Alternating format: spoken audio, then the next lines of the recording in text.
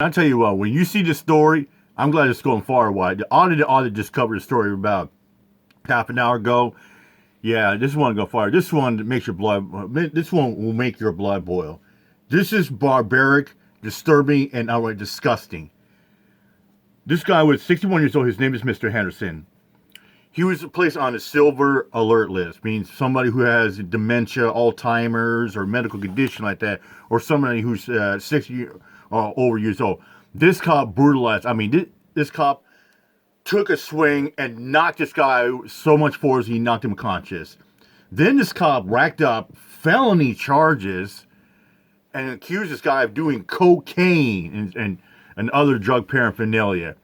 And when this guy was on a missing, this cop was so reckless. Barbaric. Check it out. Kentucky cop beats missing black veteran with Alzheimer. Watch.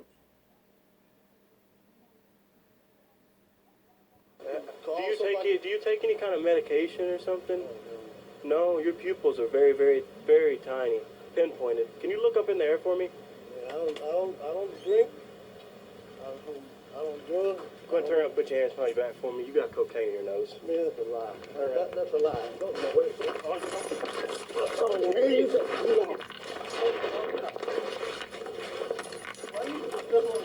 Let go of my hand, goddammit. You understand me? Put your hands behind your back. Well, that escalated quickly, didn't it? Yeah, we're 0 to 100. This officer is also mad. And you know what also I hear what the bitch up was too? That cop was so fucking worried about his own hand, worried about, the cop close-fisted the guy right in the hand, punched him so hard, unconscious, and the cop was so fucking worried about, did I hurt my hand? Did I break his skin? Like, you kidding me? You just knocked the guy on the ground, and you worry about your own hand? Fuck you. And a pathologist and a lot of other things. Kentucky, George Henderson on the left, a 61-year-old man with Alzheimer's disease, disappeared from his Tennessee home early last month, prompting local police to issue a silver alert. Yeah, here it comes. The silver Henderson alert. spent almost 3 decades in the U.S. Army, where he served in 6 overseas deployments, receiving head injuries and PTSD as a result. Retired master He had sergeant advanced dementia, Alzheimer's. By Guthrie police officer Jacob Pritchett. And this piece of shit asshole cop treated this guy like a fucking high-end criminal. Veteran Alzheimer's and advanced dementia. Accused this guy saying you're high on cocaine. And saying, your people die late. It doesn't matter. Yeah. And the guy, and the Alzheimer, the veteran was confused. Like, what the hell's going on? You're such a liar. And all of a sudden, boom, body slammed on the ground, and closed fist punch him right in the head. On the right. Knocked him out unconscious. Accused Henderson of being under the influence of cocaine and arrested him on 5 criminal charges that remain pending, despite a lack of evidence to support those charges. A couple are Henderson felonies. disappeared from his home in Clarksville around 2 p.m. December 6th. Silver Alert, which is a public notification system to share information about missing elderly people suffering from dementia and other mental disabilities, was issued at 4 p.m. by both the Clarksville Police Department and the Tennessee Bureau of Investigations. It's according to Clarksville Now. Temperatures dropping to 25 degrees that night. Henderson somehow ended up across state lines in Kentucky, where he was found 10 hours later in a gas station after the attendant called police to say Henderson attempted to get inside his parked car. The attendant was under the impression Henderson was trying to steal his car, but it appears as if Henderson was simply confused because of his disabilities. Atlanta Blackstar giving us more on this one. When Pritchett arrived, Henderson appeared confused and incoherent, but not dangerous or violent. I ain't doing nothing. I ain't trying to steal nothing, Henderson told the officer while wearing 2 different shoes on his feet. Cop then asked if he had any guns or knives as Henderson placed his hands inside his pockets, prompting the cop to grab one of his wrists and tell him to take your hands out of your pockets. I don't have no guns, Henderson said. Cop then walked to the gas station attendant who claimed that Henderson was trying to steal his car. Told the officer that Henderson had to pull him out of his car and assaulted him. When the cop asked Henderson if he had been inside the attendant's car, he did not provide a coherent response. which led the cop to believe he was under the influence of drugs instead of suffering from a mental disability. You take any kind of medication or something? Pritchett asked Henderson. Your pupils are very, very, very tiny, pinpointed. Can you look up in the air from me? Footage from Jacob Pritchett's body cam also shows the cop accusing Henderson of having very, very, very tiny pinpointed eyes before accusing him of having cocaine in his nose. I don't drink, I don't do drugs, Henderson said. But cocaine is known for causing eyes to become dilated, according to a fact sheet prepared by the U.S. Drug Enforcement Administration. Yeah, but here's the thing. When he ended up taking it, when he took a piss test and when he's in jail, came back negative. Yeah, no drugs, no booze, anything in the system. The complete opposite of pinpointed eyes, an important detail which evidently was not part of Pritchett's training. He also shows Pritchett ordering Henderson to let go of my hand. God damn it. After Henderson was rendered unconscious face down on the floor, but both the cop's hands remained visible and free of Henderson's grasp. Pritchett also accused Henderson of biting his hand during the struggle, but that is not evident in the video. It's only after paramedics arrived to treat Henderson for the laceration he received behind his right ear that Guthrie police learned that Henderson was the subject of a silver alert hours earlier out of neighboring Tennessee. Cop punched him in the back of the head, accusing him of holding on to his hand, but the video shows, look, Ma, no hands. His hands are free. Guthrie Police Chief Dean Blumel in a statement said, it was not dispatched to our dispatch. So that's what we do. We start immediately with the defense. Is that the chief? Well, the chief's buck stops with you, chief. Nothing to see here. Yeah. Based on the information Officer Pritchett had that was available to him and the circumstances that were presented during the interaction, Officer Pritchett handled the matter consistent with his training and departmental policy. What training? Redo your Motherfucker policy. get no What are you training. Training, pal. How the hell can you train a Pritchett was cop hired by the to Guthrie Police go Department, September for medical 2022, condition according in to a 6 Facebook months? post by the law enforcement agency, where he was described as a veteran who spent 6 years in the Army. Henderson was slapped with 5 charges that remain pending despite little evidence to back those up, including theft by unlawful taking, public intoxication, resisting arrest, assault of a police officer, and possession of a controlled substance, although that substance is not specified in the report, according to Clarksville Now. Yeah, 2 known felonies, resisting and assault of a police officer. Should have. You can't teach everything. You can't train everything. It's common sense. And street smarts, perhaps.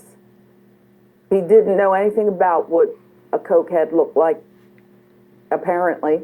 I guess to some cops, everybody's a Here we are. cokehead. All these charges later to try to make it go away so no one sues the department or, hey, both sides. Well, it's just like this day and age. I mean, some cops have the attitude like everybody's suspicious, everybody's a suspect, or, oh, everybody's guilty. Or like you get some cops like, oh, everybody's drunk, so we're going to charge them up with DUI. It's just crazy, like the mindset police officers have these days.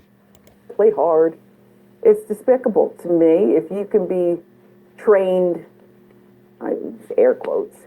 I mean, like I say about some cops that treat people like, oh, like, you know, they say, oh, you're guilty, and like, you know, in the United States, you're innocent until you're proven guilty in the court of law by a judge or a jury. But you got cops that say like, oh, everybody's a suspect, or you're guilty. Like what happened to Shane, a.k.a. Georgia State Transparency. He was charged and he sat in jail for 2 years for a sexual assault and rape of a minor. Well, they were hiding the evidence, and so he presented his lawyer, you know, got the evidence presented in court, and jury went back there and deliberated, and he found not guilty in 15 minutes. But a police officer in his area, Officer Ogg, called him a child molester, and that's defamation of character, slander. And I remember Shane went up to the guy and said, well, so was it, look up the deposition of my charges, dipshit. He said, look at the deposition of my charges, dipshit. It'll tell you I was found not guilty in the court of law. And Ogg was like, I don't give a shit. You're a child molester. You're a chomo.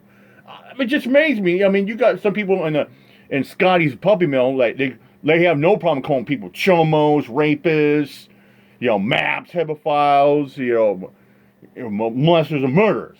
I mean, it's paid. That's why I say. I mean, some of the people in the public, they love dirty cops. Yeah, they cater for dirty cops. They have the mindset like, oh, we should just all shut the hell up. It's back to blue. Drug addiction or public intoxication. I would think that mental health crisis or something else, dementia, that could cross your mind too. But apparently it didn't. And so somebody's left unconscious, and now they're facing all these charges. And oh, by the way, they have dementia. What say you, Moss? Well, first of all, I didn't know that cocaine in your nose was illegal. I thought if you had the bag in your pocket, you know, I thought if you get it in your nose, you win. Like at that point, you know, public intoxication, here's the ticket, go home. No, we all saw in that video how quickly that officer escalated it, because once you start accusing this gentleman of having cocaine in his nose, and then the gentleman gets defensive, and then, you know, it becomes violent, as opposed to, you know, being de-escalated. I think that obviously being a cop is not an easy job. They have a lot of decisions to make. There's a lot of quick decisions that need to be made. But when people were talking about defund the police, somebody had mentioned rethink the police. And rethinking the police means when you end up in a situation like this, you have someone who's there with you who... I think it was either Dr. Michelle Ritchie said that in the video of the cop that unalived the guy in London, Kentucky, and they got the address wrong. I think it was either him or Ben that said about rethink the police, you know, about and I'll make another quote too. It's about retrain the police. You know, you retrain these officers about, you know, medical conditions, all of that, when having like a mental crisis like that.